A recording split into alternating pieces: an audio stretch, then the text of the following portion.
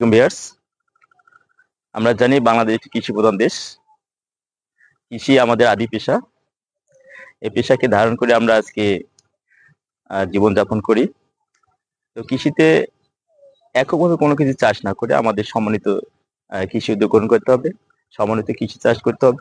দেখুন এখানকার যে কৃষক আছেন মিষ্টি কুমড়া রোপণ করেছেন, সাথে দেখেন যে মূলা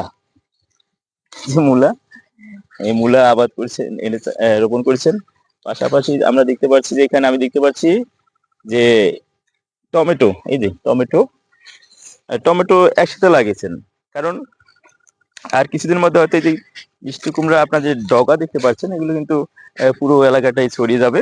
আর এই যেখানে যে টমেটো গাছ আছে, মূলা গাছ আছে, এগুলো কিন্তু তারা কৃষক এই মিষ্টি কুমড়ার আগেই উঠে নিয়ে রান্না বান্না করে খেতে পারবেন। তো আমাদের এককভাবে কোনো কৃষিতে একক যেমন কোনো কৃষি পণ্য এককভাবে চাষ করা ঠিক হবে না। আমাদের সমন্বিত কৃষি চাষ করতে হবে। তাহলে আমরা যারা কৃষক আছি সুষ্ঠু বা সঠিক দাম পাবো, বাজারে চাহিদা থাকবে, কৃষক বাঁচবে।